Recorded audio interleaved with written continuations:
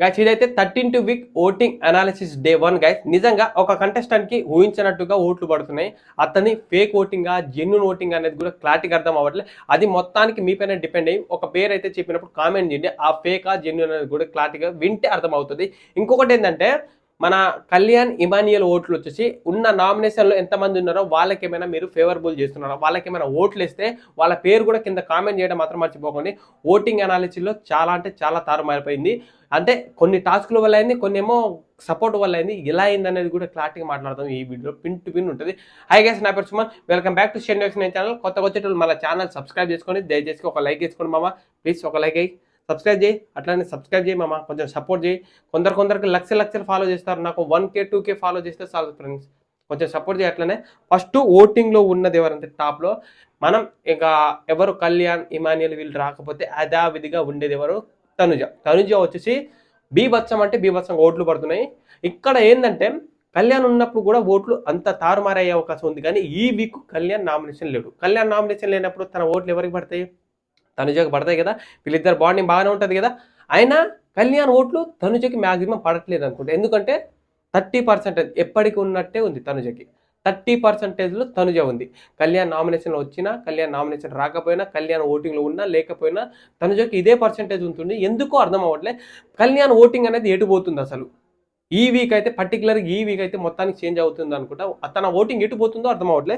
అసలు తనుజకి బీభత్సంగా ఓట్లు అంటే బీభత్సంగా దుమ్ము రేపేటట్టు పడుతుంది. అసలు దూసుకెళ్తుంది తనుజకు. అంటే ఆల్మోస్ట్ అందరు కంటెస్టెంట్లు ఒక 10-20%, 10-12-15% దూరంలో ఉన్నారు. అందుకో లెక్క అంత డిస్టెంట్లో ఉన్నారు.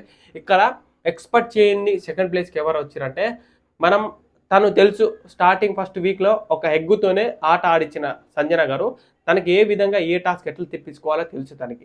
ఈ వీక్ నామినేషన్ వచ్చినప్పుడు సెకండ్ ప్లేస్లో 18%లో వచ్చేసి 18.2%తో మన సంజన గల్రాని వచ్చేసి సెకండ్ ప్లేస్లో ఉంది. నిన్న జరిగిన టాస్క్లో మనం మాట్లాడుకున్నాం కదా, తన చుట్టే మొత్తం తిరుగుతుంది ఎపిసోడ్ చూసి. ఆల్మోస్ట్ 40 నుంచి 45 ఎపిసోడ్ అట్లనే జరిగింది. సండే రోజు కూడా అట్లనే జరిగింది. అంటే తన చుట్టే తిరిగింది.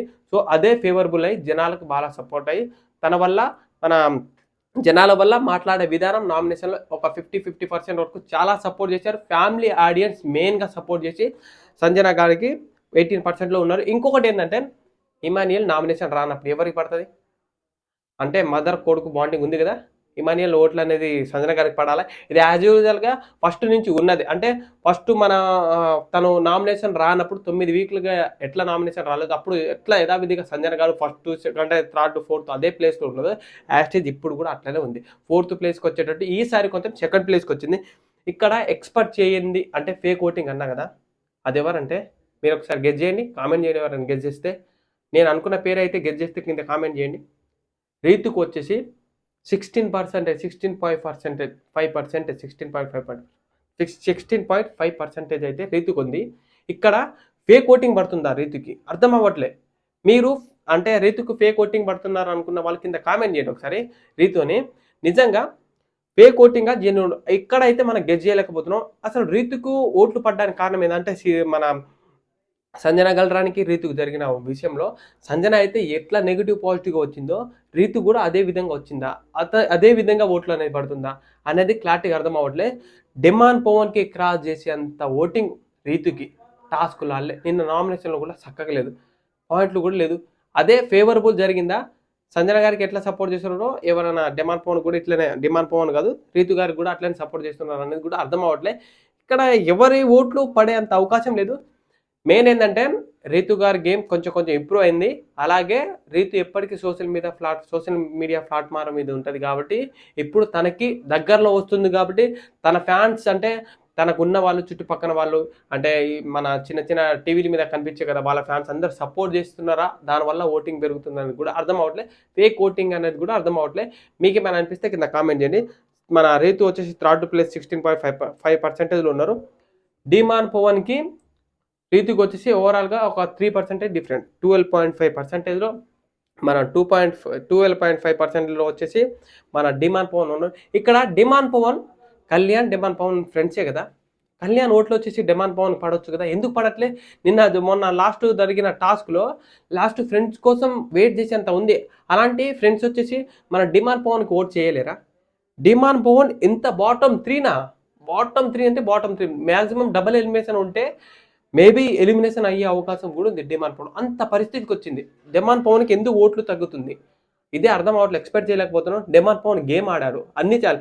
ఈ రోజు నిన్న జరిగిన నామినేషన్లో కూడా మా టికెట్ ఫినాల కొట్టి చూపిస్తా అన్నాడు.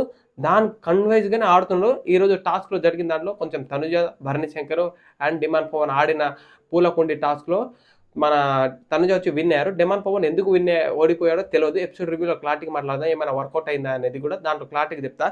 డిమాండ్ పవన్కి ఇంత దారుణంగా ఓటింగ్ అనేది నేనైతే ఎక్స్పెక్ట్ చేయలేకపోతున్నాను. మీరు ఎవరైనా ఎక్స్పెక్ట్ చేస్తే కింద కామెంట్ చేయండి. డిమాండ్ పవన్ వచ్చేసి 12.5%. తర్వాత భరణి శంకర్, సుమన్ శెట్టి ఆల్మోస్ట్ దగ్గర. వీళ్ళు ముగ్గురికి అంత డిఫరెంట్ ఏం లేదు. నిజంగా వీళ్ళు వచ్చేసి బాటంలో ఉన్నారు. భరణి శంకర్కి 11% ఉంటే సుమన్ శెట్టి కూడా 11% వరకు ఉన్నారు. ఇంత తక్కువ ఉన్నారు.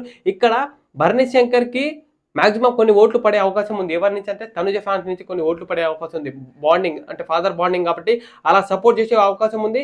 భరణి శంకర్కి మెయిన్ అంటే 100% పడింది ఫ్యామిలీ ఆడియన్స్ నుంచి బాగా ఓట్లు పడతాయి. ఎందుకంటే హౌస్లో ఫ్యామిలీ బాండింగ్ నడిపించారు కాబట్టి అలా ఓట్లు పడే అవకాశం ఉంది భరణి శంకర్కి. అంతకుముందు గేమ్ ఎవరైతే వద్దనుకున్నారో ఇప్పుడైతే వాళ్ళని గేమ్ కావాలనుకుంటున్నారు. నాగార్జున సార్ కూడా స్టేజ్ మీద అప్రిషియేట్ చేసింది ఏంటంటే ఈ వీక్ 2-3 వీక్ నుంచి నువ్వు బాగా చేంజ్ అయ్యి ఫన్ యాంగిల్ కూడా కనిపిస్తుందని ఒక మీమ్స్ అయితే బాగా వైరల్ అయిపోయింది. దానివల్ల కూడా బాగా ఫేమస్ అయ్యారు రీతు వీళ్ళు. ఇదే బెనిఫిట్ అయిందేమో అని నాకు అనిపిస్తుంది రీతుకి, భరణి శంకర్కి. భరణి శంకర్ వచ్చేసి లీస్ట్లో ఉన్నది. ఇక్కడ సుమన్ శెట్టి ఈ వీక్ ప్రభంజనం అవుతాడేమో నాకు అట్లనే అనిపించింది. ప్రభంజనం అంటే ప్రభంజనం. ఓవరాల్గా లీస్ట్లో ఉన్నది ఎవరంటే సుమన్ శెట్టి. లాస్ట్ టైమే బాటమ్ 2 వరకు వెళ్ళొచ్చారు. ఇక్కడ ఎలిమినేషన్ రౌండ్కి కొంచెం తారుమారు చేస్తే బాగుంటుందేమో. మన ఎక్స్పెక్ట్ చేయలేకపోతున్నాం. అంటే లాస్ట్ వీక్లో పోయినసారి వీక్లో జరిగినట్టు ఒక కంటెస్టెంట్ ఎలిమినేషన్కి లాస్ట్ వరకు వచ్చినప్పుడు కూడా తన గ్రాఫ్ అనేది పెరిగి ఫస్ట్ వరకు వెళ్తుంది. కానీ ఈ సీజన్లో అట్లా ఎందుకు జరగట్లేదో అర్థం అవ్వట్లేదు నాకైతే. లిటరల్గా నాకు ఎక్స్పెక్ట్ చేయలేకపోతున్నట్టు జరుగుతుంది ఈ సీజన్ మొత్తానికి. ఊహించలేకపోతున్నాం. మీరు ఊహకు అందదు అన్నట్టు అందుతుంది అసలు. ఇదైతే నిజంగా లిటరల్గా ఇట్లనే జరుగుతుంది. ప్రజెంట్ అయితే ఓటింగ్ అనాలిసిస్లో వీళ్ళైతే 6 మెంబర్స్ అయితే ఇట్లున్నారు. డేంజర్లో ఉన్నది డిమాండ్ పవన్, భరణి శంకర్, సుమన్ శెట్టి. మ్యాక్సిమం వీళ్ళకి సంజన గెలరానికి ఎట్లా అంటే ఫేవరబుల్ అయింది ఏంటంటే ఈరోజు టెలికాస్ట్ అవుతుంది. ఆ షోలో మన ఇమానియల్తో ఒక టాస్క్ ఆడుతుంది. బాల్ టాస్క్ అంటే ఇట్లా బాల్ వేసుకొని దాంట్లో బై మిస్టేక్లో మన సంజన గల్రాని వచ్చేసి తాడు వదిలేస్తుంది. దానివల్ల మైనస్ అయిపోయింది. అది కనుక ఈరోజు కొంచెం క్రయింగ్ సింబల్ ఉంటుంది అన్నమాట. కొంచెం క్రయింగ్ ఎమోషన్ ఉంటుంది. అది కనుక కొంచెం జనాలకు బయటికి తెలిస్తే మాత్రం ఇంకా ఫేవరబుల్ పడే అవకాశం ఉంది రీతుకి. అండ్ ఇంకొకటి, రీతు కూడా ఈరోజు టాస్క్ ఆడిన దాంట్లో ఓడిపోయింది. ఇంకొకటి ఏంటంటే సుమన్ శెట్టికి తనుజ గారికి ఒక టాస్క్లో తనుజ విన్నర్ కొందరు అంటున్నారు, సుమన్ శెట్టి విన్నర్ కొందరు అంటున్నారు. మనకు మార్నింగ్ వచ్చిన అప్డేట్ ఏంటంటే తనుజ గారు విన్నర్ 2 టాస్క్లో. ఇక్కడ ఇప్పుడు వస్తున్న అప్డేట్ ఏంటంటే సుమన్ శెట్టి విన్నర్. ఇదైతే క్లారిటీగా తెలియట్లేదు మనకు. ఎపిసోడ్ చూసే వరకు అంతే క్లారిటీగా ఉండదు. ఎపిసోడ్ రివ్యూ కోసం వెయిట్ చేయడం మాత్రం మర్చిపోకండి. సో గైస్, సో ఓవరాల్గా ఈ రోజు జరిగింది ఇది ఓటింగ్ అనాలిసిస్ లిస్ట్. ఇది డే 1లో మొత్తానికి ఎట్లా అనిపించింది మీకు? అసలు మొత్తం రేపు ఇంకా తారుమారు చేంజ్ అయ్యే అవకాశం కూడా ఉంది. రేపు టాస్క్లు ఇంకా కనబడతాయి కాబట్టి కొన్ని విషయాలు ఇట్లా చేంజ్ అయిపోయినాయి. సో ఇంతవరకు మన వీడియోని ఓపిక పట్టుకొని చూసినందుకు ప్రతి ఒక్కరికి థ్యాంక్ యూ.